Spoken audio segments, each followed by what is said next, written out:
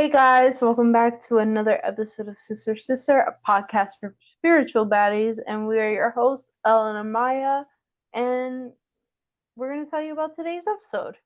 Hi guys. So today we're going to be talking about the doctrine of eternal return or eternal recurrence, depending on what version you hear it as, but it is referred to as both.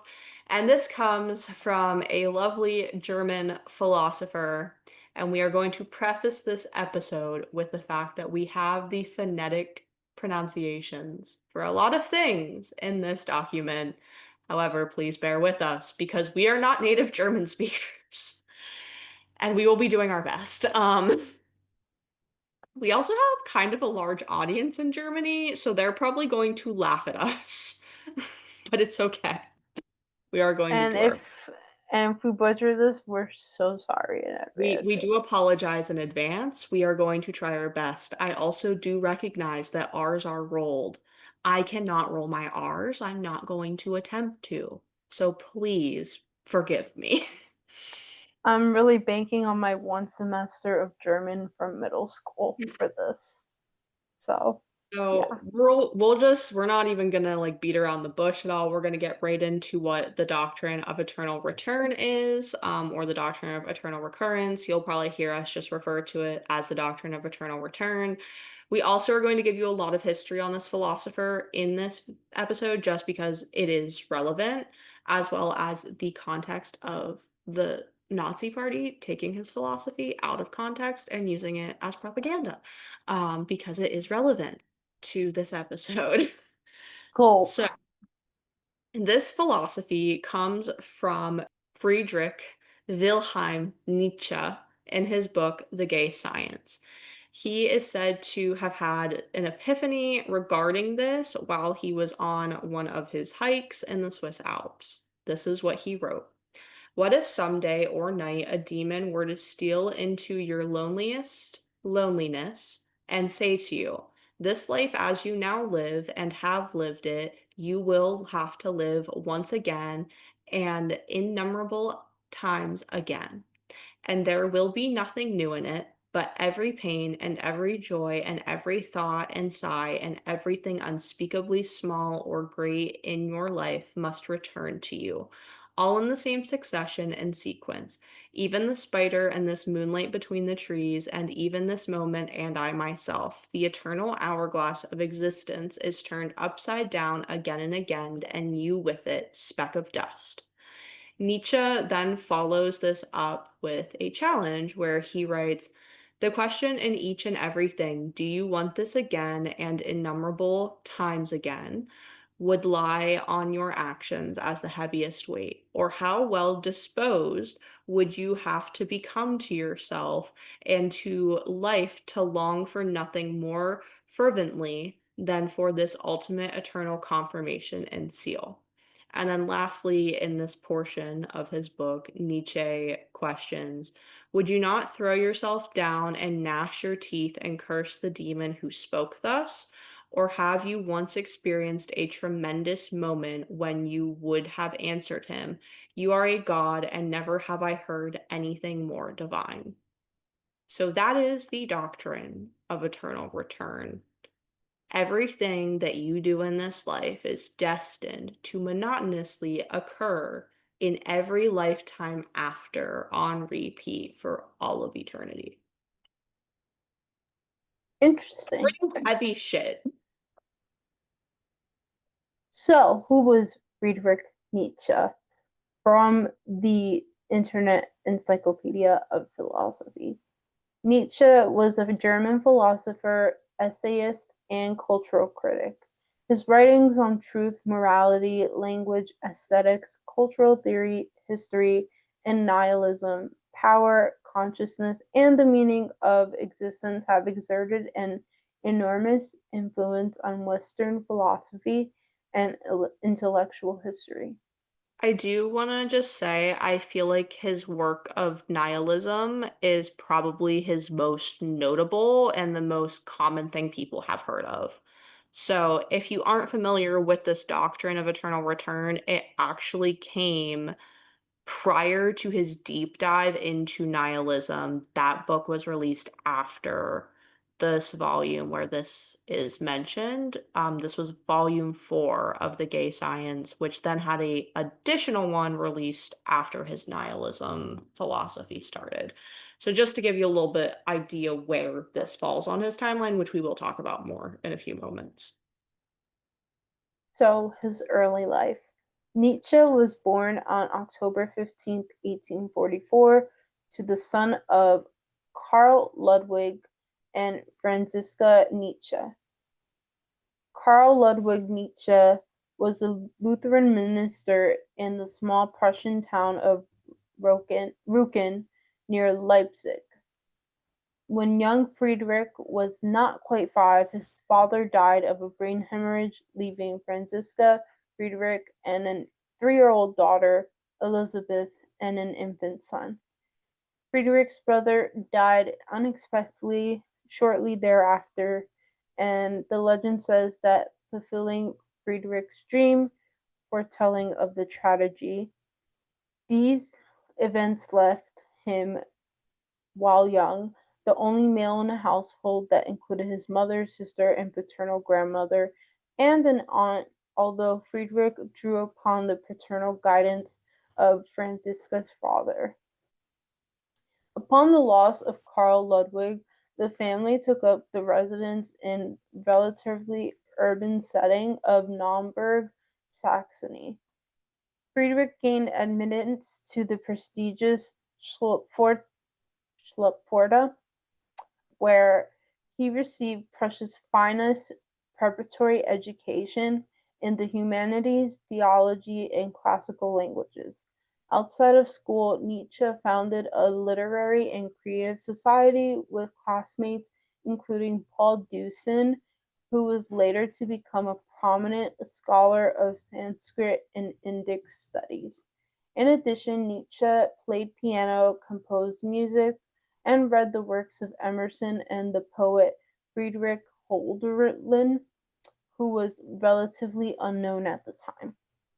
So his early life kind of starts off interesting to kind of set up this philosophical brain that he has, but I feel like the real switch comes when he went to college or university. So in 1864, Nietzsche entered the University of Bonn, spending the better part of that first year unproductively, joining a fraternity and socializing with old and new acquaintances, most of whom would fall out of his life once he regained his intellectual focus. By this time, he had also given up theology, dashing his mother's hopes of a career in ministry for him, much like his father. Instead, he chose more humanistic study of classical languages and a career in philology. In 1865, he followed his major professor, Friedrich Ritschl, from Bonn to the University of Leipzig and dedicated himself to a studious life, establishing an extracurricular society there that was devoted to the study of ancient texts. Nietzsche's first contribution to this group was an essay on the Greek poet Theogenes, and it drew the attention of Professor Ritschl, who was so impressed that he published the essay in his academic journal, Reincarnation Museum. Then other published writings of Nietzsche soon followed, and by 1868, after a year of obligatory service in the Prussian military, also please note that it was Prussia during this time. Like, that's crazy that this guy is from that period. Like, you don't think of great philosophers coming out of that time period, but there are a lot of them. Young Friedrich was being promoted as something of a phenomenon in classical scholarship by Ritschl, who was esteemed and praised landed Nietzsche a position as a professor of Greek language and literature at the University of Basel in Switzerland, even though the candidate had not yet begun writing his doctoral dissertation. The year was 1869, and Friedrich Nietzsche was 24 years old when he became a professor. That's crazy. That's actually insane. Like Now his literally our writings, age. yeah, like I just turned 25, like became a professor at 24. hadn't written anything for his doctoral dissertation, which was standard back in that time period that you had to complete that before you could be a professor, right? Like that was pretty Hmm. standard. It wasn't like now where there's like adjunct faculty everywhere. So let's get Okay. into his early period of writing. Yeah. So this was from 1869 to 1876, which is deemed as the early period. So Nietzsche's writing during this time reflects interest in philology, cultural criticism, and aesthetics. His inaugural public lecture at Basel in 1869, Homer and Classic Philology, brought out aesthetic and scientific aspects of his discipline, portending Nietzsche's attitudes towards science, art, philology, and philosophy. He was influenced intellectually by the philosopher Arthur Schopenhauer and emotionally by artist Richard Wagner. Nietzsche's first public book Nietzsche's first published book, The Birth of Tragedy, appropriated by Schopenhauerian categories of individuation and chaos in an elucidation of primordial aesthetic drives represented by Greek gods Apollo and Dionysus. This text also included Wagnerian precept for cultural flourishing, which society must cultivate and promote its most elevated and creative types, the artistic genius. In the preface to a later edition of this work, Nietzsche expresses regret for having attempted to elaborate a metaphysics of art. In addition to these themes, Nietzsche's interest during this period extended to Greek philosophy, intellectual history, and the natural sciences, all of which were significant to the development of his mature thought. Nietzsche's second book project, The Untimely Meditations, contained 4 essays written from 1873 to 1876. It is a work of acerbic cultural criticism, economia, Icomia to Schopenhauer and Wagner, and an unexpectedly idiosyncratic analysis of the newly developing historical consciousness. A fifth meditation on the discipline of philology is prepared but left unpublished. Plagued by poor health, Nietzsche is released from teaching duties in February of 1876. His affiliation with the university officially ends in 1878, and he is granted a small pension. So then we move on to the middle period. So once he was, left the university, we then get into his middle period of writing, which it was towards the end of the middle period where this doctrine came out of. So this is from 1877 to 1882. During this time, Nietzsche liberated himself from the emotional grip of Wagner and the artist circle of admirers, as well as from those ideas which, as he claims in Ecce Homo, did not belong to him in his nature. Human, all too human, with two supplements. So, reworking earlier themes such as tragedy and philosophy, art and truth, and the human exemplar, Nietzsche's thinking now comes into sharper focus, and he sets out on a philosophical path to be followed the remainder of his productive life. In this period, three published works: Human, All Too Human, Dawn, and The Gay Science, the beginning of it. Nietzsche takes up writing in an aphoristic style, which permits exploration of a variety of themes. Most importantly, Nietzsche lays out a plan for becoming what one is through the cultivation of instincts and various cognitive faculties, a plan that requires constant struggle with one's psychological and intellectual inheritances. Nietzsche discovers that one thing is needful for the exemplary human being to craft an identity from otherwise dissociated events, bringing forth the horizons of one's existence. Self realization, as it is conceived in these texts, demands the radicalization of critical inquiry with a historical consciousness, and then a retrograde step back. So, this is like a human aphorism. From what is revealed in such examination, insofar as these revelations threaten to dissolve all metaphysical realities and leave nothing but the abysmal comedy of existence. This is where nihilism starts to come in. A peculiar kind of meaningfulness is thus gained by the retrograde step. It yields a purpose for existence, but in an ironic form, perhaps esoterically and without ground. It is transparently nihilistic to the man with insight, but suitable for most. Susceptible to all sorts of suspicion, it is nonetheless necessary and for the reason enforced by institutional powers. Nietzsche calls the one who teaches the purpose of existence a tragic hero, and the one who understands the logic of retrograde step a free spirit. Nietzsche's account of this struggle for self realization and meaning leads him to consider problems related to metaphysics, religion, knowledge, aesthetics, and morality. And then we get into the very deep part of his kind of writing. So Nietzsche transitions into a new period with the conclusion of The Gay Science, which is book 4, and his next published work, the novel Thus Spoke Zarathustra, produced in 4 parts between 1883 and 1885. Also in 1885, he returns to philosophical writing with Beyond Good and Evil. In 1886, he attempts to consolidate his inquiries through self-criticism in prefaces written for the earlier published works, and he writes a 5th book for The Gay Science. In 1887, he writes On the Genealogy of Morality. In 1888, with failing health, he produces several texts, including The Twilight of the Idols, The Antichrist, and Ecce Homo, and 2 works concerning his prior relationship with Wagner. During this period, as with the earlier ones, Nietzsche produces an abundance of materials not published during his lifetime.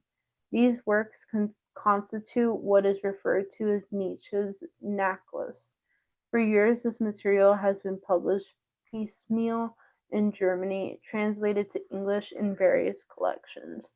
Philosophically, during this period, Nietzsche continues his explorations on morality, truth, aesthetics, history, power, language, and identity. For some readers, he appears to be broadening the scope of his ideas to work out a cosmology involving the all-encompassing will to power and the curiously related and enigmatic eternal recurrence of the same. Prior claims regarding the retrograde step are rethought, apparently in favor of seeking some sort of breakthrough into the abyss of light, Zarathustra's before rise, or in an encounter with decadence, expeditions of an untimely man, 43 in Twilight of the Idols. The intent here seems to be an overcoming dissolution of metaphysics. These developments are matters of contention, however, as some commentators maintain that statements regarding Nietzsche's cosmological vision are exaggerated, and some will even deny that he achieves nor even attempts the overcoming described above. Despite such complaints, interpreters of Nietzsche's continue to reference these ineffable concepts. So this dude had like crazy philosophical ideas that clearly were influenced by a lot of different world culture, including the ancient Greeks. And it's no surprise that the Nazi party in Germany decided that they were going to cherry pick portions of his philosophy because this man died shortly after this period that we just spoke about. He was 56 years old when he passed. So he was not around for the rise of the Nazi party in Germany. Man was dead, gone, clearly not forgotten. But I do think it is important to recognize that they chose to steal portions of his work to try and use it So we're going to talk a little bit about kind of like this whole propaganda misconstruing, as well as, while it isn't specifically related to the doctrine of eternal return, but kind of understanding the historical context of this impact on how a lot of people viewed Nietzsche during that time, or sorry, Nietzsche during that time. So the following information is going to come from the Wilson Quarterly, which is a nonpartisan news source that talks about historical events. So during World War II, Hitler's soldiers marched off to battle with field gray editions of Friedrich Nietzsche's works in their packs, and ordinary Germans were occasionally urged on with the philosopher's words. After the defeat at Stalingrad in 1943, Nazi propaganda minister Joseph Goebbels declared, "We shall once more justify the words of the philosopher. That which does not kill me makes me stronger." Yet today, Nietzsche, who he died in 1900, is one of the guiding lights of modern and postmodern thought. His exploitation by the Nazis dismissed as a travesty based on ignorance and willful distortion. But Max White, who wrote this piece, kind of says not so fast. He recently has received a PhD from the University of Cambridge when this was published back in 2008. So he's had his PhD for quite some time now, but it was very new scholarly PhD when this was written. So he states that while Nazi thinkers picked selectively from Nietzsche's vast and ambiguous corpus, but we must still reckon with the fact that many of the philosopher's ideas did lend themselves to the Nazi cause. So overall, within this, the very ideas of Christian morality, democracy, and rationality filled with Nietzsche's contempt with the idea of God is dead, which he declared, and mankind must reinvent itself in a new image of greatness. It kind of left the door open for the Nazis to interpret it however they wanted to. Among the Nazi thinkers who seized on Nietzsche's was Alfred Baumler, a professor at the Friedrich Wilhelms University in Berlin. Baumler embraced the Nazi cause around 1930 and was granted an hour-long audience with Hitler himself in 1931, a philosophy scholar. Keep that in mind. The same year, he then published his influential book called Nietzsche, the Philosopher and Politician. Quite literally propaganda that was spread all throughout Germany during this time period. For Nietzsche, the way toward a new human future lay through ancient Greeks, pioneered by the Übermensch, which was basically a Superman heroic figure who was thought to have great struggle, would transcend. Very much so, the idea behind that, which comes from his later works, is that it is a post-human type of being that has to come to save the world. But the Nazis took that as the Aryan race. Okay, it was left up for interpretation and they ran with it. So Baumler did have to make some twists and turns to get around other Nietzsche ideas, such as the philosopher's emphasis on the creative, the Dionysian side of Greek culture, notably in music, over its Apollyon aspects. He based much of his argument on the posthumous will to power, which was published in 1901 after Nietzsche had passed. But he argued in that piece that the desire to dominate is the most essential human drive, surpassing even the will to live. Baumler was not alone among Nazi ideologists in drawing on Nietzsche. The philosopher Martin Heidegger shared his view for a time, but some sharply criticized the practice, specifically because Nietzsche had spoken out very loudly about a lot of cultural issues and government issues and anti-Semitism and things that really did not support the Nazi cause. Baumler's depiction of Nietzsche was certainly one-sided and myopic, but it was neither incoherent nor absurd. White concludes in his piece, National Socialism was not a cohesive doctrine, but as well as Nietzsche did have a place in it. So there is a lot of unfinished business when it comes to fully understanding how that kind of happened from scholars, but he influenced the Nazi Party, even though that was not the plan. Big yikes. Yeah. I kind of feel bad. I mean, the dude's dead. He was dead before the Nazis existed in the way that they did, but like crazy. Yeah. So now here comes the final part in which this episode is titled Interpretations of the Doctrine of Eternal Return. So this information comes from the philosophy break. Considered as a thought experiment, the eternal recurrence thus amounts to, as Daniel Kane puts it in his essay, The Birth of Tragedy and Beyond, which features in the Oxford Handbook of Nietzsche, a litmus test of individuals' capacity to affirm life. John Cagg, in his book Hiking with Nietzsche, concurs that Nietzsche suggests that the affirmation of the eternal return is possible only if one is willing and able to become well adjusted to life and to oneself.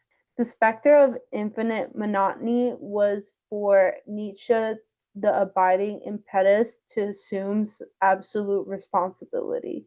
If one's choices are to be replayed endlessly, they'd better be the right ones. Alexander Nehamas puts it discussing the eternal recurrence in his 1998 book, The Art of Living. The value of everything depends on its contribution to a whole of which it can be seen as a part. The thought that if one were to live over again, one would want the very life one has already had, exactly the same down to its tiniest detail and nothing else. So, Now we're going to discuss our thoughts. yeah, because we So, just threw a lot at you. yeah, like we wanted to give you guys the historical context so you could understand who this dude is because we've never talked about him, and he actually is kind of a very big name when it comes to philosophy, especially like postmodern philosophy. You know, we have like the greats in ancient cultures like Plato, but he is a very more modern philosopher that has a lot of ideas that go along with the metaphysics and things and such. But one of the biggest things I wanted to talk about with this idea, this philosophy, this doctrine is the context of history repeats itself and the context of that in America. So I don't know if you had the same experience growing up, Amaya. You can tell me if you did or didn't once I kind of tell you what it was for me. When we were in school, we were told that it was very important to learn our history of America and the world. That way, we weren't doomed to repeat it because those who are not educated on history are doomed to repeat history. I'm not going to get into the whole TED talk about how our history books are very much so propaganda in the United States and whitewashed and all of that, but it was such a big thing. Like it was like you can't repeat the history because history repeats itself. And if you're uneducated, then you're gonna repeat it. Did you have that like experience with your teachers at all whenever you were in like middle school, high school? Yeah, that was a common theme, like, oh, well, this happened, and then, like, maybe a couple decades later it happened, but maybe in a different part of the world. Um, yeah, that was just a common theme that's like history repeats itself, so when we teach you, don't let it happen again, kind of thing. But I think in the context of this like doctrine, it is basically showing that if history repeats itself the way that we have noticed in these cycles, that those are the same people every time that history is repeating it with, just in different human forms. The same souls. If we're saying that this doctrine of philosophy is true, that part is what blew my mind because it's the same people having to live the exact same life over and over again. Well, I feel like this part of this also ties to the fact that like our souls live in very like repeat itself. And I know we talked a little bit about this last season, especially with reincarnation, but I mean, realistically speaking, the same situation happens every century. Like, if we were to talk about the 20th century, looking back now that we're in the 21st century, what have we already experienced so far in just 5 years? Yeah. Yeah. So, So, yeah, it's crazy. It really is crazy. And I think it also begs the question of like destiny versus like happenstance, right? Like what is destined to reoccur? And I'm not saying that I'm sitting here being like this is the biggest like mind-blowing thing I've ever seen, but like what is, we talk about the things like is your death date predetermined? Is your soul's journey predetermined? There's the idea of soul contracts that you sign before you come into this earthly body for you to learn karmic lessons. All of these different spirituality beliefs. And some of us call it destiny. A lot of people want to just blame it on, like, oh, it's a coincidence, it's happenstance. But how many times can history repeat itself before people wake up and are like, oh, maybe it's not happenstance? Maybe there's something more here. yeah, I mean, like, I'm a firm believer that everything happens for a reason, but I also am a firm believer, like, this is not our first lifetime, and our souls reincarnate in every lifetime to teach us the same lessons, because if we didn't learn it in the previous one, we're gonna have to learn it again in the next one. So I think that it's definitely destiny. Like, this is like who we were in our last lives.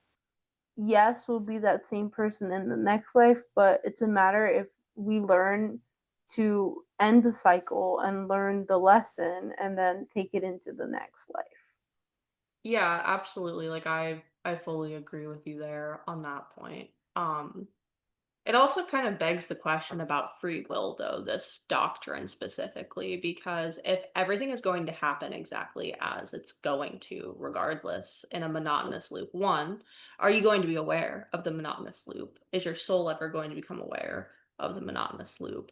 Are you going to have dreams of the exact things? Is that why deja vu exists? Like it begs a lot of questions of like what things could happen and why maybe like people have these memories from past lives and things.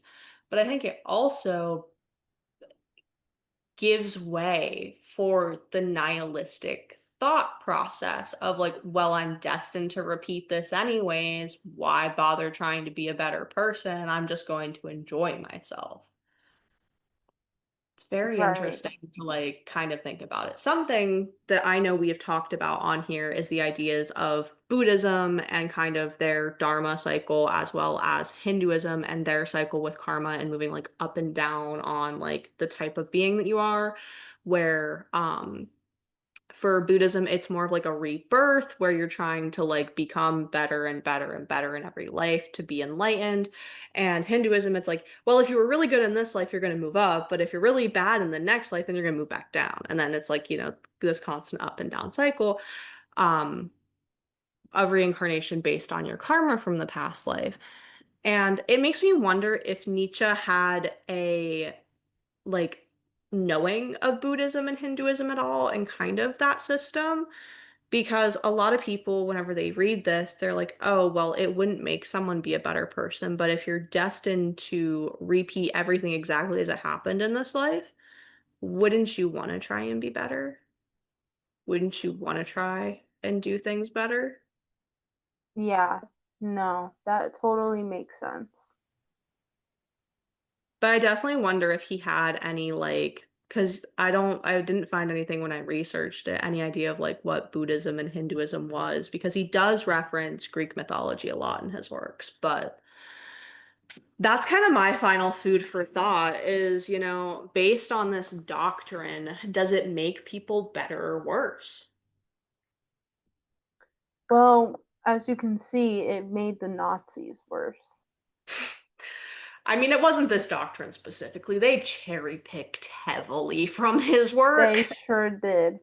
But I definitely think that there's a lot to be taken away from here and a lot that is applicable to our history, like specifically our country, but the world in general, like things that have occurred time over time. Yeah, it's very interesting the way that things loop and cycle, right? I feel like Yeah, everyone has kind of recognized that. And something that I think is the most interesting is like people have this idea of like the afterlife, what happens after life. And if you go back to the idea of the Big Bang and the universe existing, the universe expands infinitely, but only to a certain point. And then everything, like scientifically, everything's going to start to cool. And then eventually it'll all disappear. And then the Big Bang will happen again. That's the theory, right? right. Even that's a cycle. Mhm. Everything's a cycle. So I'm not saying that you're destined to live in monotony over and over again, but at what point do we start recognizing that these cycles do exist and maybe we need to pay a little more attention to them? That's my final Exactly. food for thought. Yeah. Yeah. Well, all that being said, lots to take away from here. But here's a message from L's cards. What do they have to say?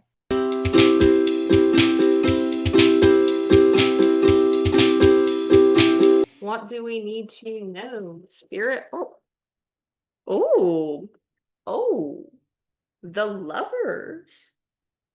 Oh, Who has something spicy going on in their lives? But no, in all seriousness, the lovers can represent a romantic relationship, obviously. I also can't show this card too much because there are naked people on it. Um, but it also can represent partnership in other ways, business partnerships, friendships. It's really just about divine union with those around you and feeling deep interconnectedness. Last week, we were talking about Venus entering Libra, I believe, in the astrology almanac, which very much so is where Venus is comfortable. So, no surprise there that there's going to be some loving energy in your life. Speaking of the astrology almanac, let's jump right into it.